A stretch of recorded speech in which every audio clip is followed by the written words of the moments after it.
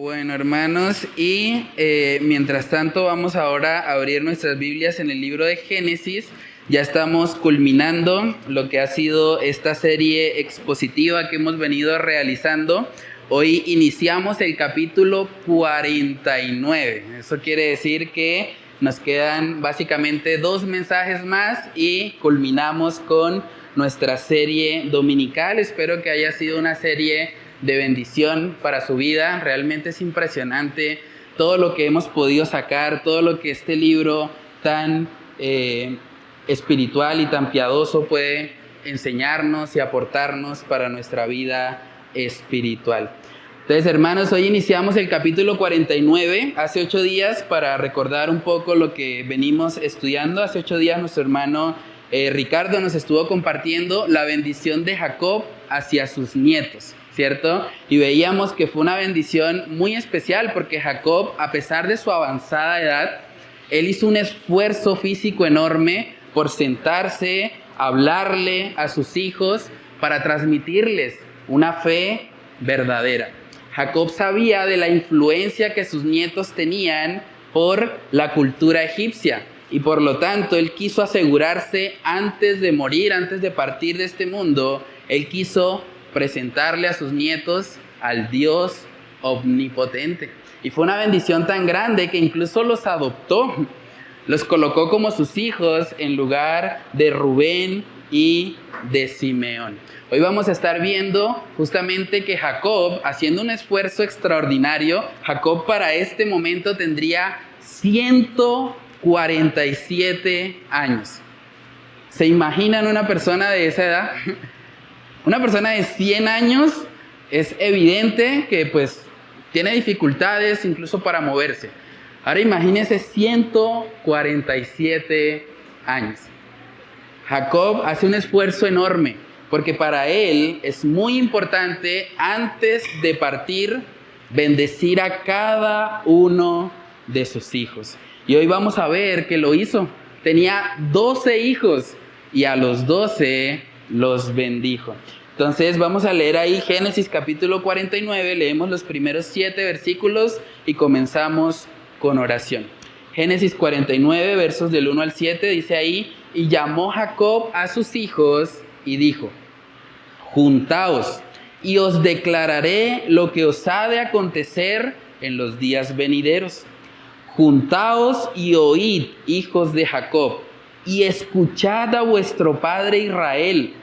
Rubén, tú eres mi primogénito, mi fortaleza y el principio de mi vigor, principal en dignidad, principal en poder. Impetuoso como las aguas, no serás el principal. Por cuanto subiste al lecho de tu padre, entonces te envileciste, subiendo a mi estrado. Simón y Leví son hermanos, armas de iniquidad sus armas. En su consejo no entre mi alma, ni mi espíritu se junte en su compañía, porque en su furor mataron hombres y en su temeridad desjarretaron toros.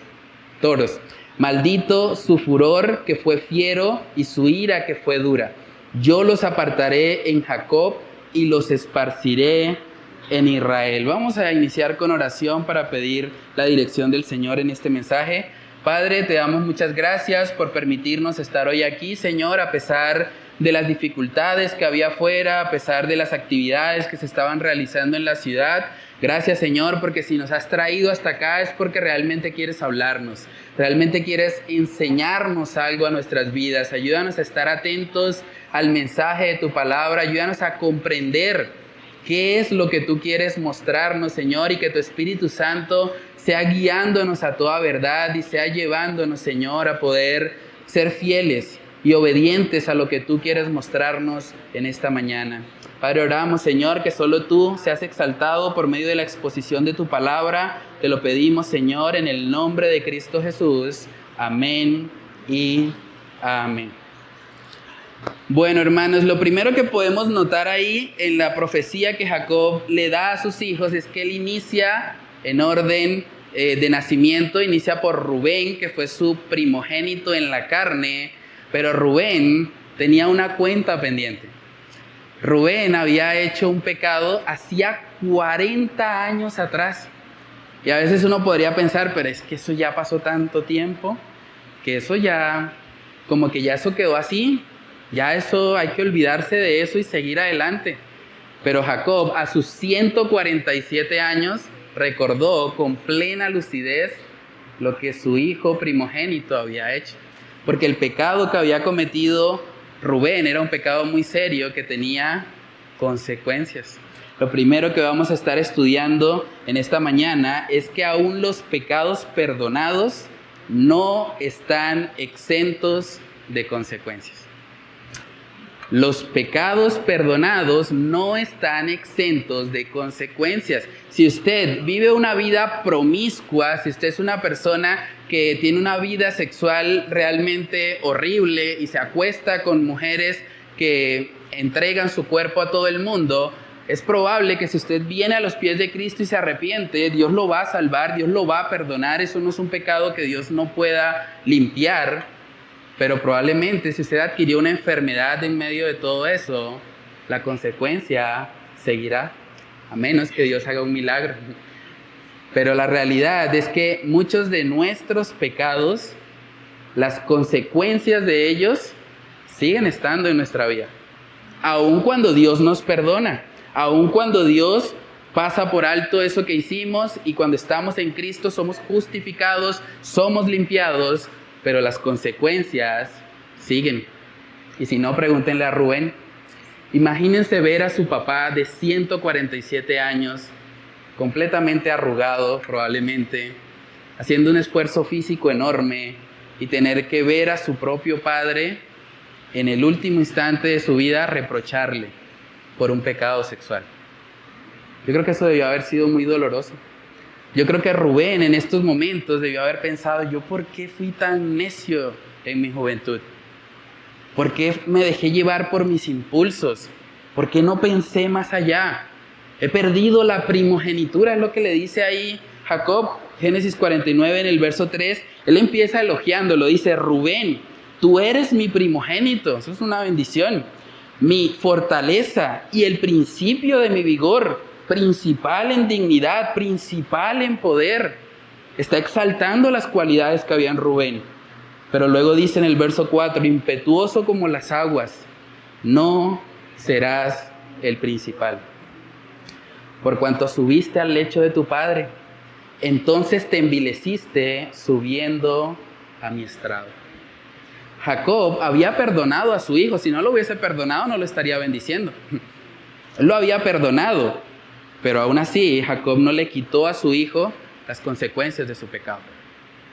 Jacob le hizo saber, eso que hiciste, aunque fue hace más de 40 años atrás, eso que hiciste sigue teniendo consecuencias hoy. Eso que hiciste te va a afectar, y no solo a ti, sino también a tu descendencia. Imagínense el dolor que debió haber causado esto en el corazón de Rubén.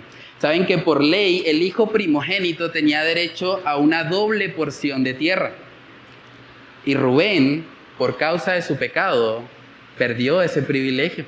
La doble tierra se la terminó llevando José. Porque José, a pesar de que no era el primogénito según la sangre, fue aquel que dio testimonio y aquel que realmente vivió conforme a la voluntad de Dios. En Primera de Crónicas capítulo 5 habla acerca de eso.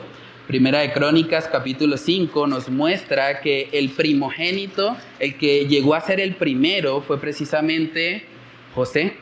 Primera de Crónicas capítulo 5 versos del 1 al 2 dice ahí, los hijos de Rubén, primogénito de Israel, y dice entre paréntesis, porque él era el primogénito, mas como violó el lecho de su padre, sus derechos de primogenitura fueron dados a los hijos de José, hijo de Israel, y no fue contado por primogénito.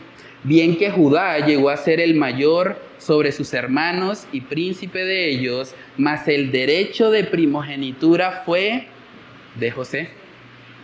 Estudiamos hace 8 días. José heredó una doble porción de tierra, la porción de Efraín y la porción de Manasés. Ahí vemos el cumplimiento de la Escritura. El derecho de la primogenitura fue algo que Rubén perdió por causa de un pecado sexual. Tenemos que tener mucho cuidado, hermanos. La Biblia enseña muy claramente que un solo pecado que cometamos, cualquier tipo de pecado, es suficiente para mandarnos al infierno. Pero el pecado sexual en particular es un pecado que tiene consecuencias muy graves, muy serias. Al punto que la Biblia dice que el que fornica, el que comete pecado sexual, contra su propio cuerpo peca. No dice la Biblia, el que miente contra su propio cuerpo peca, no. El que roba contra su propio cuerpo peca, no. Pero el que fornica, el que peca sexualmente, se pone en una condición donde las consecuencias llegan a ser muy graves, muy severas. Proverbios capítulo 6, todo el libro de Proverbios, todo ese capítulo habla mucho acerca de cómo podemos cuidarnos de esto. Porque lo que le pasó a Rubén es algo que si no tenemos cuidado, puede llegar a pasarnos a nosotros también. Proverbios capítulo 6, verso 32, dice ahí, mas el que comete adulterio, otra vez un pecado sexual, es falto de entendimiento. Corrompe su alma el que tal hace. Heridas y vergüenza hallará, y su afrenta, dice, nunca será borrada. Nunca. Imagínense eso. Estamos hablando de un pecado muy serio. Saben que el pecado sexual generalmente se presenta como prometiendo satisfacción, prometiéndole a la persona que lo va a hacer sentir bien. Pero detrás de eso, lo que hay es una afrenta que nunca será borrada. Detrás de eso, lo que hay es lamento, dolor, insatisfacción, un vacío enorme al ver que persiguiendo algo terminamos dándonos cuenta que es completamente falso lo que el pecado prometía. Entonces tenemos que tener mucho cuidado. Si usted está siendo tentado a pecar sexualmente, piense en Rubén. Piense en Rubén, piense en lo doloroso que debió haber sido para él tener que ver a su padre en avanzada edad decirle las consecuencias de su pecado. No caiga usted en la misma trampa.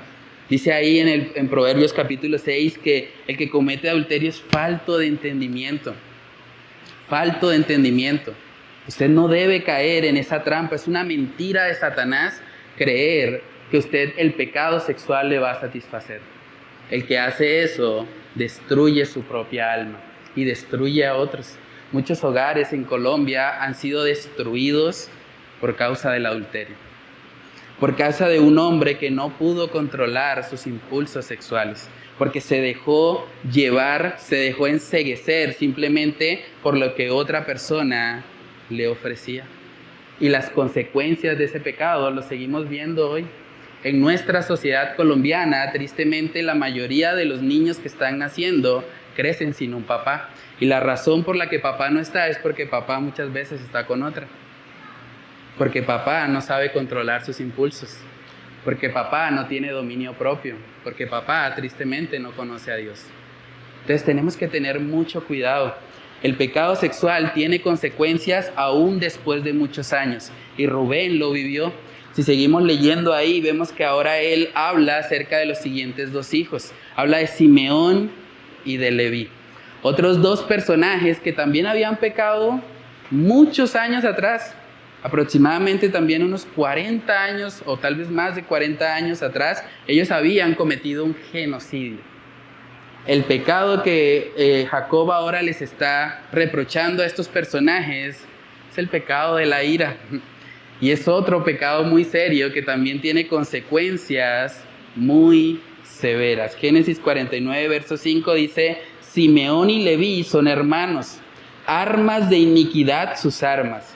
En su consejo no entre mi alma, ni mi espíritu se junte en su compañía, porque en su furor, mire lo que hicieron, mataron hombres, y en su temeridad desjarretaron toros. Maldito su furor, que fue fiero, y su ira, que fue dura. Yo los apartaré en Jacob y los esparciré en Israel. Jacob está condenando aquí fuertemente el genocidio que ellos hicieron. Su hermana Dina fue deshonrada, fue violada. Y ellos reprocharon eso y tomaron venganza no solo de los violadores, sino de toda la ciudad. Simeón y Leví fueron genocidas. Y todo empezó por la ira en su corazón. Porque llegaron a sentir tanta ira, tanto aborrecimiento por eso que le habían hecho a su hermana, que ellos no pudieron contenerse y arrasaron con todos, con los violadores y con los no violadores. A todos los mataron. Y es ahí donde a veces el pecado de la ira nos puede llevar. Ahora, tener ira en sí mismo no es pecaminoso. La Biblia dice, airaos, pero no pequéis. Pero actuar en ira sí es pecado. Porque cuando usted actúa en ira, dice en Santiago, que la ira del hombre no obra la justicia de Dios. Y Simeón y Leví son el vivo ejemplo de eso. Otra vez, un pecado que había ocurrido hace muchos años atrás. Ahora Simeón y Leví tenían que ver a su papá, anciano de días, reprocharle eso. Y tuvieron que sufrir las consecuencias. Hermanos, si hay otro pecado, aparte del pecado sexual, que también puede dejar consecuencias irreversibles, es el pecado de la ira. ¿Saben cuántas personas hoy en día están en la cárcel por no haber sabido manejar la ira? Porque ante una provocación reaccionaron y fueron violentos y terminaron haciéndole daño a otra persona y terminaron tras las rejas. ¿Cuántas personas incluso están hoy en el cementerio por no saber manejar la ira? Porque cuando se enojaron, reaccionaron en contra de alguien y ese sujeto en venganza les quitó la vida. Entonces el pecado de la ira es muy serio. Tenemos que aprender a manejarlo. Efesios capítulo 4, versos del 26 al 27, ahí podemos ver también la exhortación que Pablo le hace a una iglesia. Efesios 4, versos del 26 al 27, dice ahí, airaos, pero no pequéis, no se ponga el sol sobre vuestro enojo, ni deis lugar al diablo. Es interesante eso porque le está hablando a una iglesia. Uno pensaría, ¿no? El diablo ataca, pero a los del mundo, ¿no? Como que la iglesia no nos puede hacer nada a Satanás. Pero aquí les está advirtiendo Pablo a un conjunto de creyentes, no le den lugar al diablo. Y la forma como le dan lugar al diablo es precisamente con la ira. Cuando se dejan llevar por la ira, cuando dejan que el sol se ponga sobre su enojo.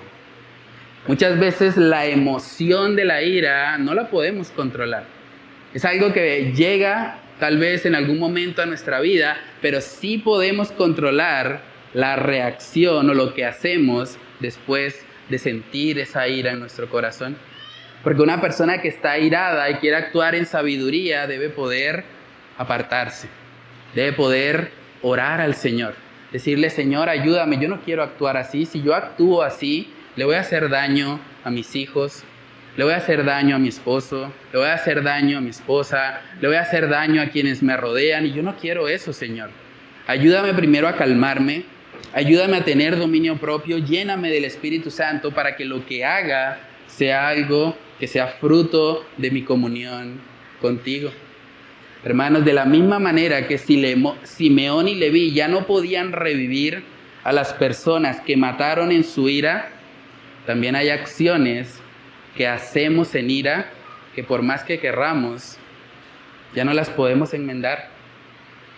Porque una palabra dicha con ira, dicen Proverbios, es como un golpe de espada. Y cuando ese golpe ataca a alguien, golpea a alguien, por más que pidamos perdón, seguirán habiendo consecuencias, seguirán habiendo cicatrices.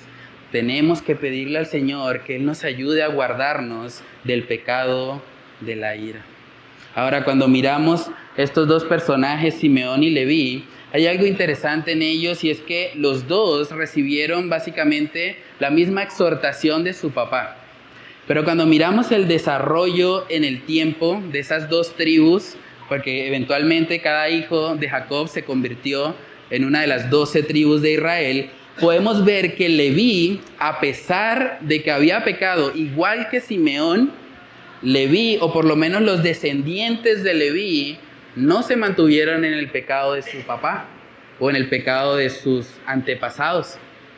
los descendientes de Leví decidieron vivir de una manera diferente a lo que Leví hizo. Y eso lo podemos ver más adelante en el libro de Éxodo, cuando se habla del becerro de oro. Una tribu que fue fiel en ese momento donde toda la nación estaba en idolatría, colocando la mirada en un becerro de oro. Leví no participó de eso. Y en recompensa a eso, Moisés le dice a Leví que ellos serán la tribu del sacerdocio. Ellos serán la tribu cuya heredad, dice la palabra, es Jehová. Y por eso ellos no recibieron una tribu, una tierra específica, sino que ellos fueron sacerdotes que fueron esparcidos, tal como Jacob lo acabó de profetizar aquí en Génesis 49. Si miramos en el libro de Josué, ahí podemos ver claramente que se presenta eso. Josué capítulo 13, versos del 32 al 33. Dice ahí: esto es lo que Moisés repartió en heredad en los llanos de Moab, al otro lado del Jordán de Jericó, al oriente. Mas a la tribu de Leví no dio Moisés heredad. Jehová, Dios de Israel, es la heredad de ellos, como él les había dicho. Hermanos, ¿qué es mejor? ¿Recibir una tierra o recibir al Señor como heredad? Es 1000 veces mejor recibir al Señor. Esta tribu que empezó mal, que pecó, que fue genocida en un principio, por medio de una vida de arrepentimiento y de búsqueda del Señor, cambió totalmente su destino. Hermanos, y eso nos enseña de que nosotros no estamos condenados a cometer los mismos errores que nuestros padres. Si su papá es borracho, usted no tiene por qué ser borracho. Si su papá es una persona que no administró bien los recursos, usted no tiene que ser un desordenado financieramente. Si su papá fue una persona que hizo cosas horribles, usted no tiene por qué repetir esas mismas cosas. Y la tribu de Leví es un ejemplo de eso. Me gusta mucho un comentario que hizo precisamente el pastor Charles Spurgeon hablando acerca de este tema. Él dijo: feliz es el hombre que, aunque comienza con una sombra oscura que descansa sobre él, vive de tal modo que convierte incluso esa sombra en luz de sol brillante. Leví ganó una bendición de la mano de Moisés, una de las bendiciones más ricas que las que cualquiera de las otras tribus. Por medio de una vida de arrepentimiento, a pesar de que sí hubo consecuencias por el pecado, Leví pudo cambiar su destino. Y eso debe darnos esperanza. Probablemente hay personas aquí que han pecado sexualmente. Probablemente hay personas aquí que han pecado en ira, que han dicho cosas que quisieran no haber dicho, que han golpeado fuertemente con sus palabras a otros. Si ese es tu caso, tú puedes ser un Leví. Tú puedes ser como los descendientes de Leví, que a pesar de su pecado y a pesar de las consecuencias, ellos cambiaron su destino y terminaron recibiendo una bendición que, en mi opinión, sería incluso mejor que la misma primogenitura. Porque tener a Dios como su heredad, eso es glorioso. Eso es algo que realmente vale la pena vivir. Entonces, pregúntate a manera de aplicación en este primer punto. Ya vimos que el pecado, aunque sea perdonado, siempre tiene consecuencias. Entonces, pregúntate tú a manera de aplicación, ¿cómo estás luchando contra el pecado sexual? ¿Cómo estás luchando contra eso? Si alguien aquí dice: no, es que yo no lucho contra el pecado sexual, bueno, muéstreme sus alas y miramos a ver qué tipo de querubín es usted. Pero luchamos contra el pecado sexual. Es una realidad. Todos tenemos de alguna manera que lidiar con esto, más en esta cultura que nos bombardea por medio de redes sociales, por medio de la televisión, por medio de mujeres que se visten de forma inapropiada. Es una lucha para el creyente poder mantenerse en pureza y en santidad. La pregunta es: ¿cómo luchas tú con eso? ¿Cómo estás combatiendo? ¿O estás simplemente entregándote al pecado? Permitiendo que sea tu carne, que sean tus impulsos los que te dominen. Porque si ese es tu caso, estás corriendo mucho peligro. Puedes terminar como Rubén, que aunque sí, Dios te perdone, tengas que sufrir las consecuencias y que tu afrenta, como dice Proverbios, sea permanente. ¿Eres consciente del peligro que hay en el pecado sexual? ¿Estás tomando medidas? ¿Tienes límites en tu vida para guardarte de eso? Pregúntate también, ¿cómo manejas la ira? ¿Qué pasa cuando llega el enojo a tu vida? ¿Qué haces en esos momentos? ¿Vas y te desquitas con el primero que te encuentres? ¿Eres una persona que golpea con sus palabras? ¿O sabes cómo manejar la ira? ¿Sabes ir al Señor en oración cuando sabes que no es el momento para hablar? ¿Cómo lo manejas? ¿Dejas que el enojo te controle y te lleve a hacer cosas de las que luego te arrepientes? ¿Le estás dando lugar al diablo, como vimos en Efesios? ¿Estás permitiendo que Satanás viva en tu casa?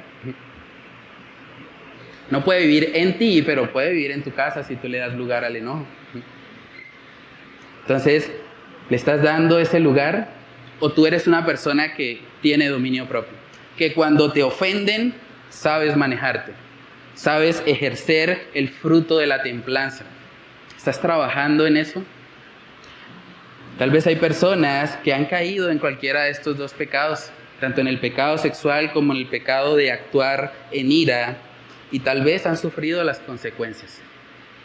La pregunta para ti es, ¿qué posición vas a tomar, la de Simeón o la de Leví? Cuando uno mira el desarrollo de las tribus, la tribu de Simeón llegó a ser la más pequeña. Fue esparcida, como dijo Jacob, y eventualmente parece ser que no hubo algo de arrepentimiento entre ellos o entre sus descendientes. En cambio, Leví, a pesar de su pecado y a pesar de las consecuencias, decidió hacer las cosas diferente. Decidió ser fiel a Dios. Si tú has caído en estos pecados, levántate de ahí. No te quedes en el lodo cenagoso. Sal de ahí. Dios te puede rescatar. Dios te puede limpiar. Dios puede hacer que ese pecado horrible que cometiste sea emblanquecido, sea limpiado, sea justificado por medio de la obra de Cristo en la cruz del Calvario. Pero tienes que tomar la decisión. Si tú decides quedarte en el lodo cenagoso, vas a seguir ahí sucio, vas a seguir ahí en oscuridad. Pero si tú vienes a Cristo, si tú permites que la luz del Evangelio llegue a tu vida, a tu alma y a tu corazón, entonces vas a poder experimentar un futuro glorioso como el de Leví, como el de esa tribu que a pesar de que inició mal, terminó siendo la tribu del sacerdocio. Lo segundo que podemos aprender en el texto base de hoy es que las promesas de Dios no dependen de nuestro desempeño. Las promesas de Dios no dependen de nuestro desempeño y vamos a ver por qué. Porque el siguiente en la lista es un personaje que tampoco era sin mancha. Estamos hablando ahora de Judá. Cuando estudiamos la vida de Judá, nos damos cuenta de que Judá participó de la venta de José. Judá, además, se acostó con su nuera Tamar pensando que ella era una prostituta. Entonces, Judá tampoco era una joyita en dulce, ¿no? Una perita en dulce. Judá era un pecador, pero aún así, hermanos, es impresionante que Judá recibió una gran bendición de Jacob. Judá tuvo el privilegio enorme de ser el ancestro de nada más y nada menos que nuestro glorioso Señor Jesucristo. Vamos a verlo. Génesis 49, versos del 8 al 12. Dice, Judá, te alabarán tus hermanos, tu mano en la cerviz de tus enemigos. Los hijos de tu padre se inclinarán a ti. Cachorro de león, Judá, de la presa subiste, hijo mío. Se encorvó, se echó como león, así como león viejo. ¿Quién lo despertará?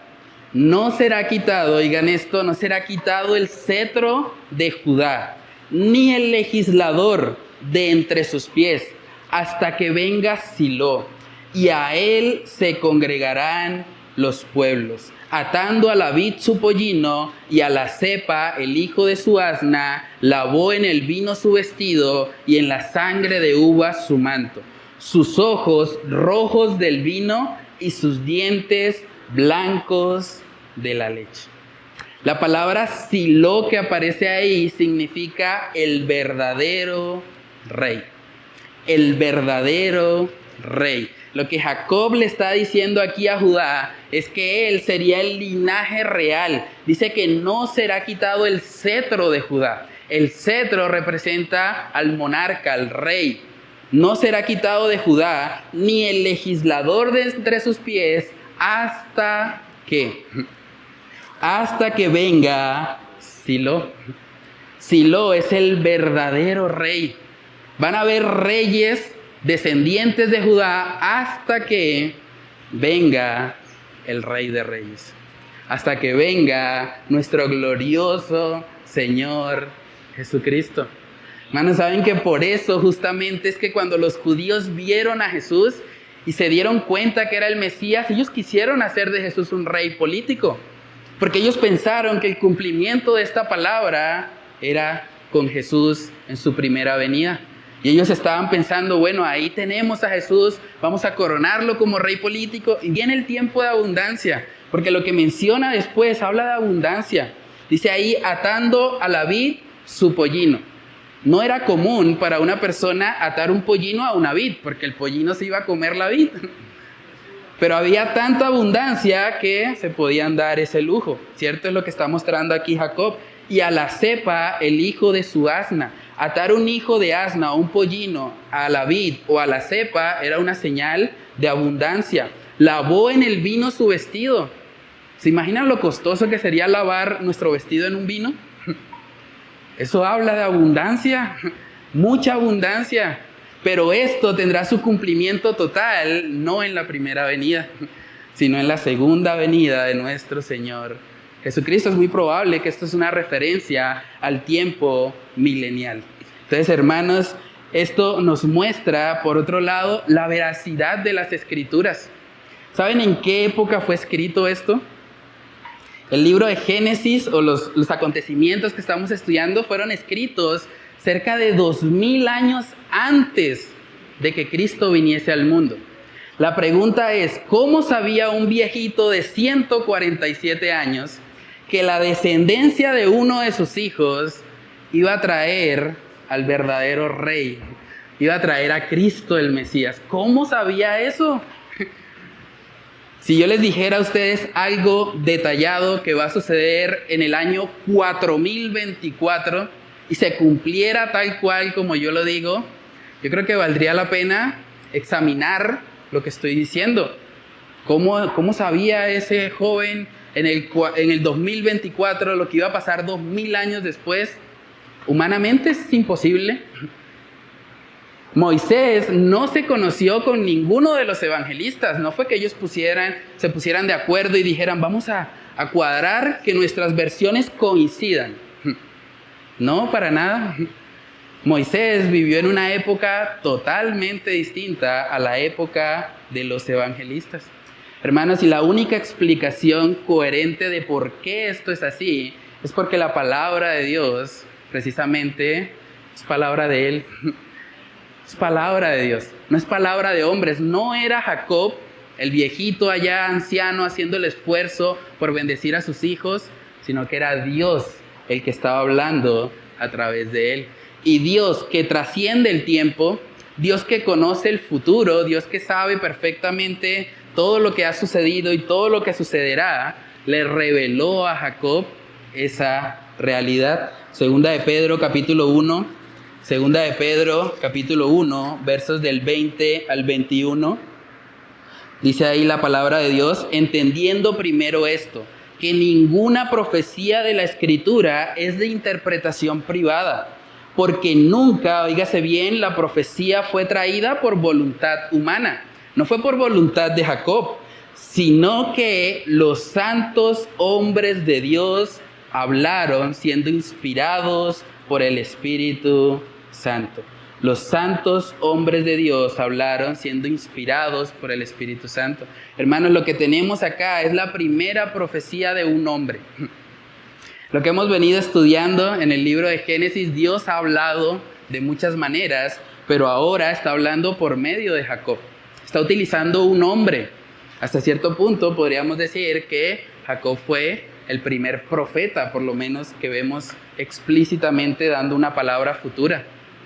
Entonces, Jacob está anunciando algo que va a ocurrir 2000 años después y que ocurrió al pie de la letra. Ahora, no solamente respecto a Silo, al verdadero rey que es Cristo, sino también respecto al linaje real de Judá. Porque de David en adelante, todos fueron descendientes de Judá. David es de la tribu de Judá, Salomón es de la tribu de Judá, y de ahí en adelante todo el linaje real hasta llegar a nuestro Señor Jesucristo fue de reyes. Entonces, hermanos, vemos que la palabra de Dios es veraz. Hay muchos que en este mes de octubre están recordando precisamente la importancia de la Biblia. El mes de la Biblia llaman algunos. Y todas estas cosas realmente deben llevarnos a valorar este precioso libro. Porque Dios, en su infinita sabiduría, decidió mostrarnos esto para el bien de nuestras almas. Hermanos, Judá fue un gran privilegiado. De hecho, si uno mira, según los estudiosos del Antiguo Testamento, hay cerca de 300 profecías detalladas sobre la primera venida de Jesús. Y las 300 profecías detalladas se cumplieron al pie de la letra en su ministerio terrenal. Entonces podemos confiar en este libro. Esto no es cuento de hadas, como algunos dicen. Esto es palabra de Dios. Y es viva y eficaz, y puede transformar a todo aquel que se acerque a ella. Judá fue un gran privilegiado en cuanto a las bendiciones. No vemos ni siquiera que su padre le reprochara los pecados que él había cometido. Probablemente no estaba enterado, o simplemente el Señor le dio una gracia especial para que él recibiese simplemente las bendiciones de parte de su padre. Hermanos, pero eso no quita el hecho de que Jacob era un pecador. Judá era un pecador. Judá había pecado. De alguna manera, Judá es una persona con la que nosotros podemos identificarnos. Porque sin merecerlo, recibe una bendición. Habiendo pecado y mereciendo lo opuesto a lo que recibió, pues fue bendecido. Y es igual con nosotros en Cristo, hermanos. Todos nosotros, todos los que estamos aquí, sin excepción, hemos pecado. Dios dijo, no mentirás, y nosotros hemos mentido. Dios dijo, honra a tu padre y a tu madre, y nosotros los hemos deshonrado. Si Dios nos juzgara por la ley, seríamos culpables. Pero a pesar de eso, a pesar de nuestro pecado, a pesar de nuestra indignidad, Dios ha hecho provisión en Cristo Jesús para que todo aquel que en Él crea pueda recibir la bendición más grande de todas. La bendición más grande de todas es poder ser llamados hijos de Dios. No hay un título, piénselo bien, no hay un título más glorioso en todo el universo que ser llamado hijo de Dios. No me importa si usted tiene un doctorado en física cuántica, es mejor ser un hijo de Dios. Juan capítulo 1 en el versículo 12, dice ahí la palabra de Dios, Juan 1:12, mas a todos los que le recibieron, a los que creen en su nombre, les dio potestad de ser hechos hijos de Dios. ¡Qué privilegio tan grande! El creador del universo entero, de las galaxias, de todo lo que existe, nos ha dado la potestad de ser llamados sus hijos. ¡Qué honra tan grande! Pero esto no es para todo el mundo. Dice, a todos los que le recibieron. Eso de que todos somos hijos de Dios, no es cierto. Todos somos creación de Dios, pero para ser hijo de Dios, se debe recibir a Cristo, debe arrepentirse de sus pecados y humillarse. Y de hecho fue lo que Judá hizo. Tal vez no conocía Juan 1:12, pero en la práctica y viendo su vida nos dimos cuenta que fue un hombre que entendió que ya no debía vivir más para sí mismo, sino que debía empezar a vivir para su Salvador. Y parte de vivir para su Salvador era precisamente amar a su prójimo. Por eso vemos a Judá dispuesto a colocarse a sí mismo para rescatar a Benjamín, a su hermano menor. Eso nos habla del fruto de salvación que hubo en este personaje Judá. Entonces tú también puedes recibir esa bendición. Tú puedes recibir una bendición incluso mayor a la que Judá recibió.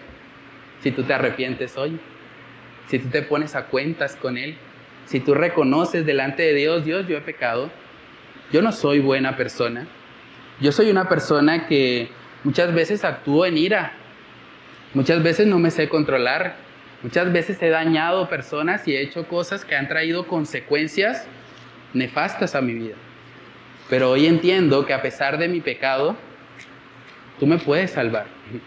Hoy entiendo que a pesar de mi pecado, en Cristo hay salvación. En Cristo puedo ser una nueva criatura. Hermanos, Jesús no escoge buenas personas. ¿Saben por qué? Porque las buenas personas no existen. Jesús escoge a lo vil y menospreciado del mundo, para que toda la gloria sea de Él. Primera de Corintios capítulo 1, verso 26 dice: pues mirad, hermanos, vuestra vocación, que no sois muchos sabios según la carne, ni muchos poderosos, ni muchos nobles, sino que lo necio del mundo escogió Dios para avergonzar a los sabios, y lo débil del mundo escogió Dios para avergonzar a lo fuerte, y lo vil del mundo y lo menospreciado escogió Dios, y lo que no es, para deshacer lo que es, a fin de que, óigase bien, nadie se jacte en su presencia. Si tú no te identificas con estos títulos, si tú no te identificas como alguien necio, como alguien vil, como alguien menospreciado, es probable que haya jactancia en ti. Es probable que tú creas que mereces algo, pero lo que está mostrando aquí el pasaje de Primera de Corintios es que Dios escoge a esas personas para que nadie se jacte, para que nadie pueda decir: yo merecía algo, yo estoy aquí por lo bueno que soy, yo estoy aquí en la iglesia porque soy mejor que esa gente de allá afuera que no viene y se la pasa en una maratón bloqueando las calles. Yo soy mejor que ellos. No es eso lo que la palabra de Dios nos enseña. Más bien, si tú estás aquí hoy, es porque el Señor en tu gracia te ha escogido, a pesar de lo que eres, a pesar de tu indignidad, a pesar de que merecías lo opuesto. Entonces, pregúntate tú si has recibido esa bendición. Pregúntate tú si eres una persona que, como Judá, ha reconocido al Señor. Ha reconocido que las promesas que Él ha hecho no dependen de cómo me comporto, no dependen de cuáles pecados he cometido, no. La Biblia dice, Juan 3:16, porque de tal manera amó Dios al mundo que ha dado a su Hijo unigénito para que todo aquel, una invitación universal, para que todo aquel que en Él cree no se pierda, sino que tenga vida eterna. Dios te llama a ti al arrepentimiento.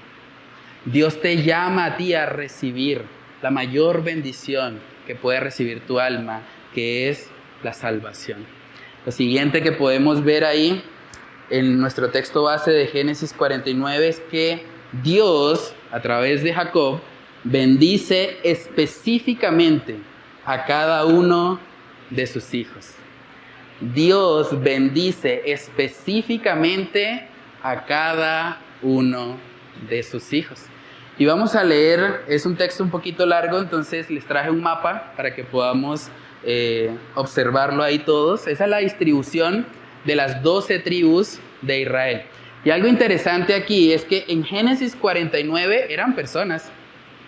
O sea, no eran regiones, no era un mapa como el que estamos viendo, eran personas.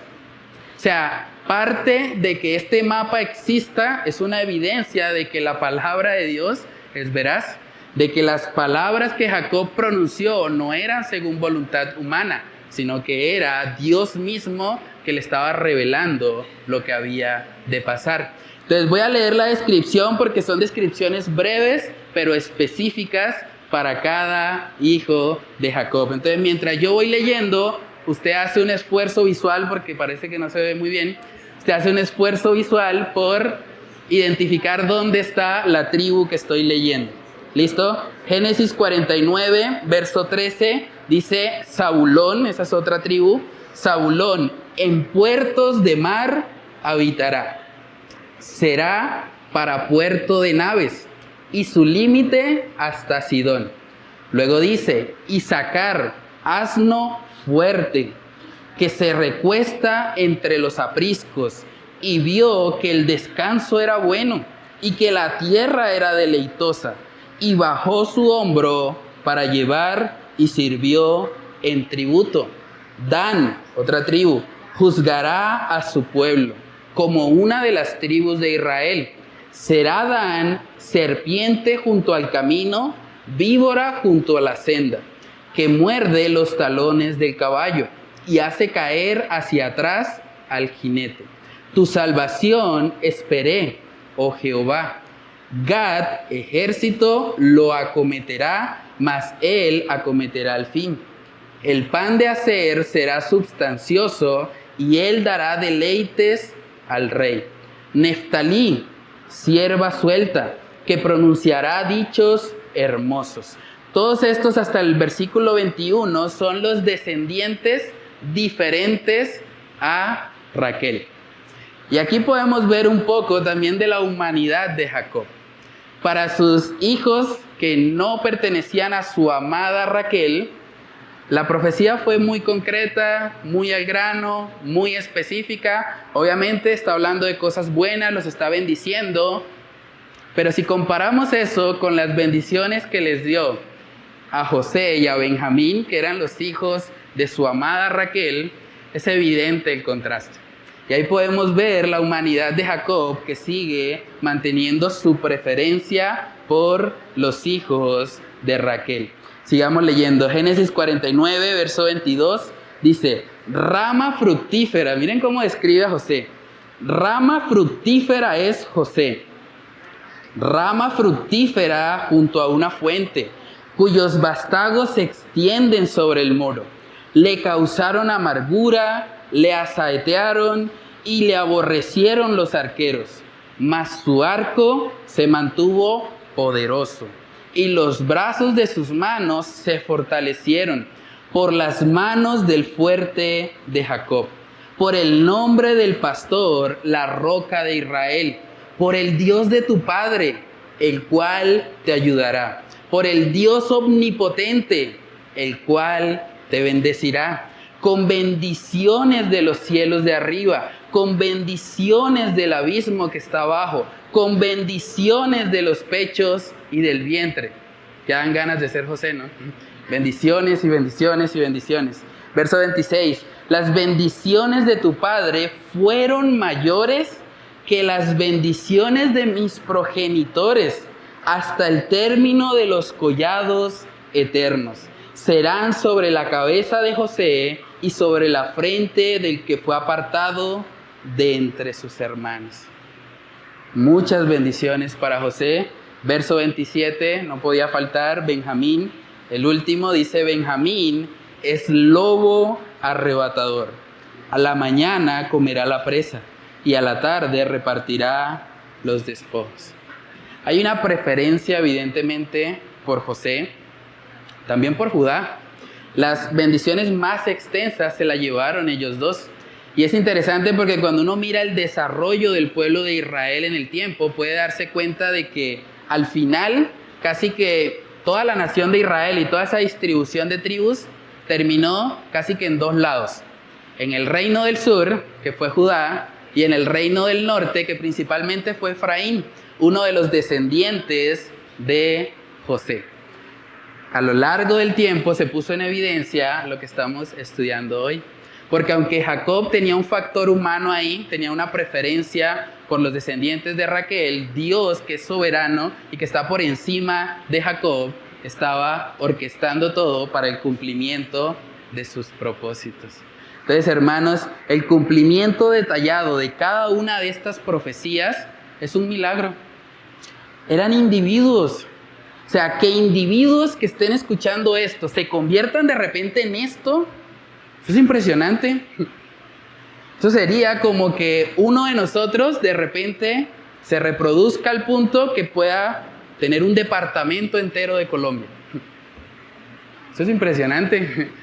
Pero eso es el cumplimiento de la palabra de Dios para con cada uno de los hijos que llegaron a ser las 12 tribus de Israel. ¿Recuerdan dónde estaban ellos en este momento? Están en Egipto, no están en la tierra de Canaán. Hay muchas cosas que Dios tuvo que orquestar para que todo esto se cumpliera al pie de la letra. De hecho, pasaron varios cientos de años desde que esta profecía se dio para que tuviese su cumplimiento total. Y eso debió haber sido también una gran evidencia, porque no solamente Dios nos ha dejado evidencias de que la palabra de Dios es veraz a nosotros, también ellos. Imagínese a alguien que hubiese recibido el libro de Génesis por primera vez y hubiese visto el cumplimiento detallado de cada profecía que está acá. Esa persona tendría que haberse rendido y haber dicho, ¿este libro es de Dios? Imposible, ¿cómo pudo saber eso tan detallado? ¿Cómo pudo decir cosas tan específicas de cada tribu? ¿Y cómo se cumplió todo tal cual? Hay algo divino allí. Solamente un Dios que conoce el futuro podría decir algo como eso. Ahora usted se preguntará, bueno, pero eso de que Dios bendijo a unas tribus por allá en Medio Oriente, eso como que ¿qué tiene que ver conmigo hoy? Eso es como problema de ellos allá, ¿no? Pero nosotros acá, este otro lado del mundo, ¿en qué me aplica a mí eso? Y es una buena pregunta. Yo mismo me hice esa pregunta. Bueno, estoy estudiando el pasaje. Y yo creo que, hermanos, una aplicación que podemos extraer para nosotros hoy es ver cómo Dios reparte su multiforme gracia sobre su pueblo como Él quiere y conforme a sus propósitos divinos. Dios reparte de su multiforme gracia como Él quiere para cumplir con sus propósitos divinos. Es una realidad. No solo pasó en Israel, pasa en la iglesia. En la iglesia Dios ha bendecido a cada cristiano individualmente, específicamente, por lo menos con un don, para que esa persona pueda usarlo. Ayer justamente tuvimos una reunión de servidores, el compartir de servidores que hacemos cada 2 meses en la congregación. Y fue un tiempo muy especial y pudimos ver cómo los diferentes dones que Dios le ha regalado a cada persona de la iglesia se ponen en operación. Dice Primera de Pedro capítulo 4, versos del 10 al 11, dice que cada uno, según la tribu, dice, no, pero cada uno, según el don que ha recibido, ministrelo a otros, como buenos administradores de la multiforme gracia de Dios. Si alguno habla, hable conforme a las palabras de Dios. Si alguno ministra, ministre conforme al poder que Dios da, para que en todo sea Dios glorificado por Jesucristo, a quien pertenecen la gloria y el imperio por los siglos de los siglos. Amén. Si usted es un cristiano genuino, si usted ha nacido de nuevo, usted ha recibido de parte de Dios un don, por lo menos uno. Puede ser que tenga varios, pero por lo menos ha recibido un don de parte de Dios que no es para usted. Dios le ha dado un don a usted para que usted lo ministre a otros, para que usted sirva a otros. Dios no bendice propósitos egoístas. Dios bendice a las personas para que seamos de bendición para otros. La razón por la que usted tiene un don es para que lo use en el servicio a los demás. Es muy importante eso. Hermanos, si les soy honesto, a veces es triste. Hacemos la reunión de servidores cada 2 meses y la asistencia es muy bajita. Y siempre vemos acá el domingo, tenemos 60, a veces 80 personas, estamos más o menos en ese rango, pero cuando vamos a la reunión de servidores, y el 50% están. Y yo me pregunto, ¿qué estará pasando? ¿Será que estamos olvidándonos de lo que Dios demanda de nosotros como iglesia? Dios demanda de nosotros como iglesia que nosotros seamos fieles en servir. Si Dios nos ha dado un don, un día nos va a preguntar qué hicimos con él. Porque Dios nos dio el don con el propósito de que lo usemos, no para nosotros, sino para servir a los demás. Entonces tú debes preguntarte hoy, ¿cómo estás viviendo tu vida? ¿Cómo están tus prioridades? Y yo sé, hay situaciones que se pueden presentar. Algunos me escribieron y me dijeron, pastor, no puedo ir, tengo una situación particular, y es entendible. No estamos diciendo que sea una camisa de fuerza tener que venir sí o sí, pero sí debemos preguntarnos, ¿qué lugar ocupa la iglesia en nuestras prioridades? Para Jesús, cuando a Jesús le cuestionaron qué hacía en la congregación, él dijo, en los negocios de mi Padre me es necesario estar. Jesús prefería estar en el templo y cumplir con el propósito de Dios para su vida, que tal vez estar enredado con otras cosas, con otros afanes que este mundo ofrece. Entonces debemos preguntarnos, hermanos, la iglesia bíblicamente no es un club. La iglesia no es un club donde usted viene y paga una ofrenda para que lo atiendan, para que le den la palabra y para que usted salga de aquí aprendiendo algo nuevo. Eso no es la iglesia. Si usted quiere eso, inscríbase en un club. De pronto allá en el Club Unión lo reciben. Pero realmente la iglesia es una familia en la fe. La iglesia tiene que trascender más de estas 4 paredes. La iglesia es una comunidad. Es un grupo de hermanos en la fe que se aman, que se exhortan, que se animan, que se consuelan mutuamente, que se ayudan, que lloran juntos, que se gozan juntos. Tiene que haber hermandad entre nosotros. Si simplemente venimos a recibir un mensaje y salimos y no nos importa lo que pase con las demás personas el resto de la semana, estamos mal. Estamos mal, estamos viviendo vidas egoístas, individualistas. Vivimos para nosotros mismos y no estamos cumpliendo con el llamado de Dios. Hermanos, cada tribu que fue bendecida por Jacob no eran bendecidos simplemente para ellos, no. Fueron bendecidos para bendecir. Fueron bendecidos para que a través de ellos se constituyera el pueblo de Dios, el pueblo que iba a anunciar al mundo las buenas nuevas de salvación. ¿Pueden ver la analogía que hay con la iglesia? Nosotros que hemos sido bendecidos en Cristo Jesús, que hemos recibido dones espirituales, ahora los ponemos en marcha en la iglesia para que el mundo también conozca las buenas nuevas de salvación. Para que podamos ser un verdadero faro. Para que el nombre faro no sea simplemente algo que colocamos ahí en el logo. Para que el nombre faro realmente sea que estamos haciendo lo que un faro hace. Estamos llevando la luz del evangelio en medio de las tinieblas, en medio de la oscuridad de este mundo caído. Es triste mirar cómo está hoy nuestra nación. Esta semana tuvimos una noticia horrible. Una niña en Cali fue violada, fue asesinada, descuartizada, horrible. ¿Y por qué pasa eso? ¿Y dónde está la iglesia? ¿Y qué estamos haciendo nosotros para evitar que eso pase?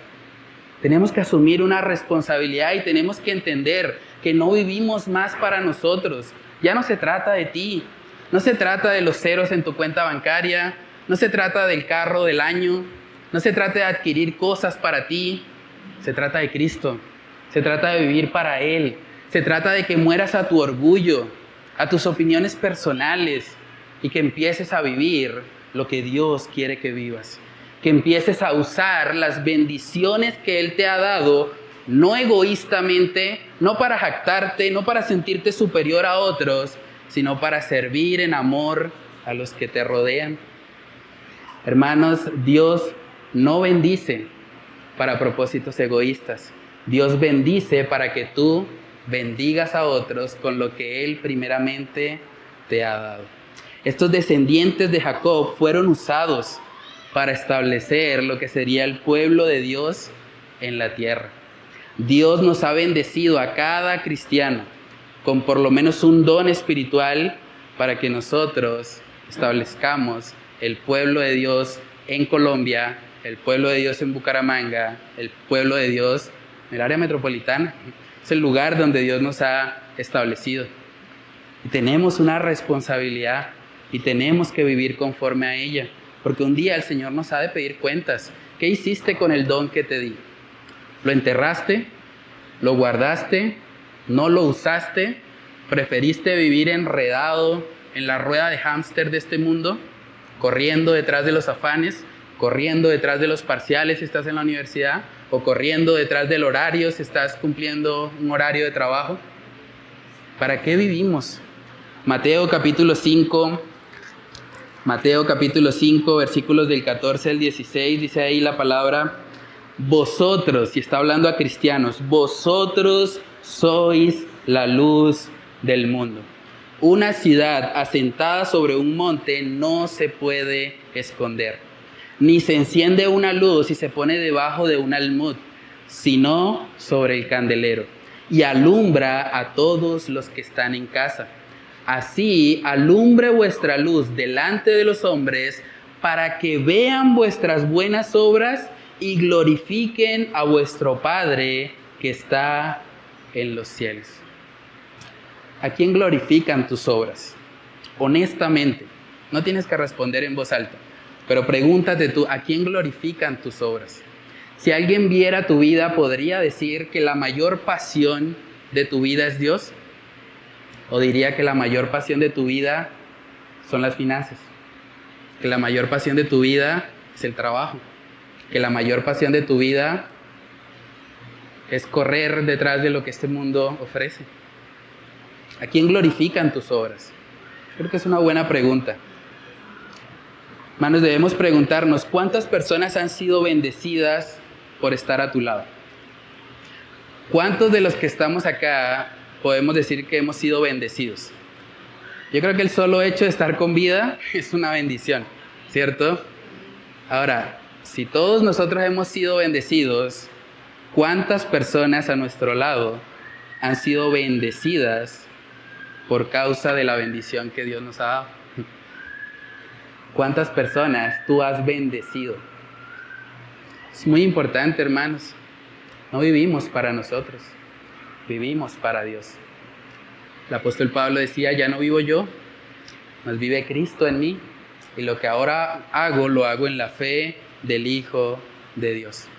Pregúntate también, ¿has usado las bendiciones de Dios para ti mismo? ¿Usas las bendiciones que Dios te da para ti? Es que si Dios me dio un mejor trabajo es para mí. Esa plática que Dios me dio es para mí porque yo soy el que me esforcé y me maté trabajando para ganármela. Esa es mía. ¿Tienes esa actitud de egoísta? ¿Tus bendiciones son para ti? ¿O son solo para ti? ¿O estás compartiendo de lo que Dios te ha dado? ¿O estás procurando bendecir a los que están a tu lado? Es muy importante eso, hermanos. ¿A cuántas personas tú les sirves acá en la iglesia? ¿A cuántas personas tú llamas para saber cómo están? ¿Cómo estuvo su semana? ¿Qué dificultades han tenido? ¿Cómo puedo orar por él? ¿O todo el tiempo vives para ti? ¿O toda tu vida, toda tu agenda gira en torno a tus propias necesidades? Hermanos, que el Señor nos ayude a salir de la burbuja de nuestras propias necesidades y a ver más allá. A entender que estamos llamados a vivir no para nosotros, sino para Dios.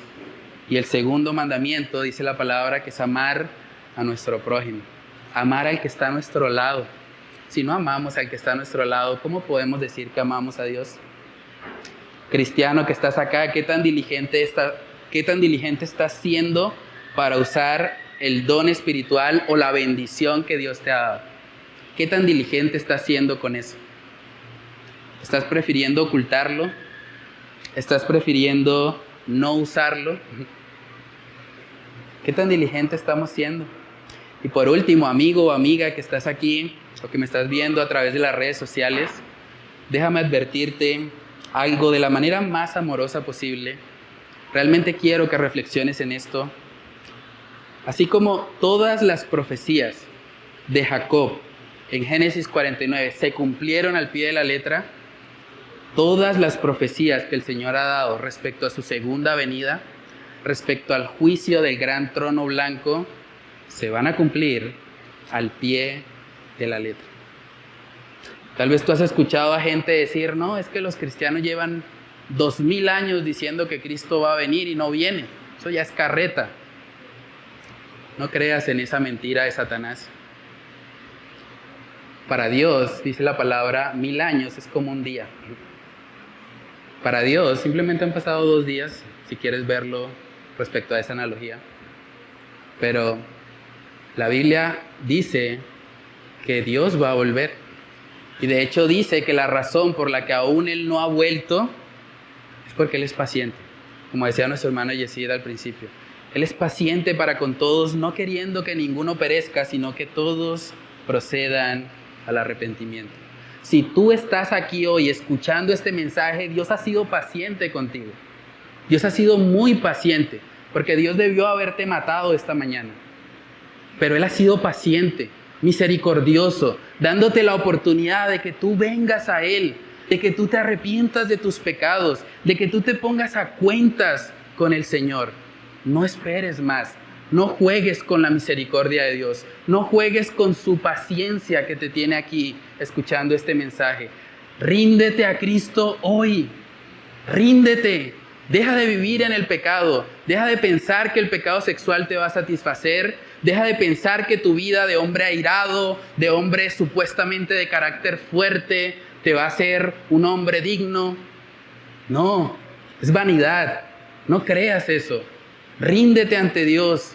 Ríndete ante Él, reconoce a Cristo como Salvador para que tu alma no perezca, para que tú puedas ser salvo, para que no tengas que pasar por las llamas del infierno que Dios ha prometido que van a venir. Son igual de reales que todas las promesas que se cumplieron respecto a su primera venida. Todo lo que estudiamos hoy, el cumplimiento, es una evidencia de que Dios cumple su palabra. Y así como cumple sus palabras de bendición, también cumple sus palabras de justicia. Y ha dicho que un día hará justicia. Y un día le dará a cada cual lo que merece. Dice la palabra en 2 de Pedro, capítulo 3. 2 de Pedro, capítulo 3, verso 8. Mas, oh amados, no ignoréis esto, que para con el Señor un día es como 1000 años. Y 1000 años como un día. El Señor no retarda su promesa, según algunos la tienen por tardanza, sino que es paciente para con nosotros, no queriendo que ninguno perezca, sino que todos procedan al arrepentimiento. Dios no quiere que tú perezcas. Pero si seguimos leyendo, dice en el verso 10, pero el día del Señor vendrá. Él no quiere que tú perezcas, Él es paciente para con nosotros, pero el día del Señor vendrá. El día del Señor vendrá. Es una realidad, es más real que tu propia mano. Es más real que cualquier cosa que puedas palpar con tus sentidos, es real. El día del Señor vendrá como ladrón en la noche, en el cual los cielos pasarán con gran estruendo y los elementos ardientes serán deshechos y la tierra y las obras que en ella hay serán quemadas. La única forma que tú puedas salir bien librado cuando el Señor vuelva es que te hayas arrepentido, es que hayas reconocido que has vivido una vida apartada de Dios, pero que en Cristo Jesús hay salvación, que no hay otro nombre, como dice la palabra, no hay otro nombre en el cielo, bajo el cielo dado a los hombres en el que podamos ser salvos, sino en Cristo Jesús. Ven a Cristo hoy, arrepiéntete de tus pecados, ponte a cuentas con Él, no juegues más con la paciencia de Dios y pídele a Él que Él te ayude a morir a tu orgullo, a humillarte delante de ese Dios omnipotente para que Él te pueda exaltar, para que Él te pueda usar, para que tú seas un instrumento para ahora llevar la buena nueva de salvación, la bendición más grande que este mundo puede recibir para que tú puedas llevarla a otros. Ora al Señor por eso.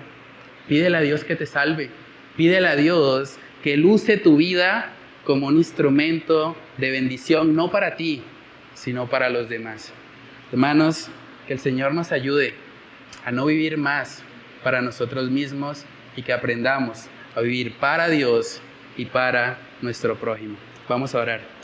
Padre, te damos muchas gracias, Señor, por esta porción de la palabra. Gracias porque nos muestra, Señor, cómo tú cumples siempre tu palabra, Señor. Tú cumpliste cada detalle, cada profecía que tú estableciste para cada uno de estos líderes de las diferentes tribus de Israel. Tú cumpliste todo al pie de la letra, Señor, para mostrarnos a nosotros que tú eres un Dios veraz, para mostrarnos a nosotros que tú eres un Dios que cumple lo que promete. Y así como cumpliste cada una de esas promesas, Señor, también sabemos que tú has prometido que un día nuestros libros serán abiertos en ese juicio del gran trono blanco.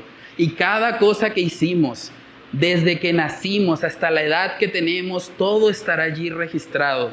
Y la única forma, Señor, de poder salir bien librados de ese juicio es que hayamos recibido a Cristo como Salvador.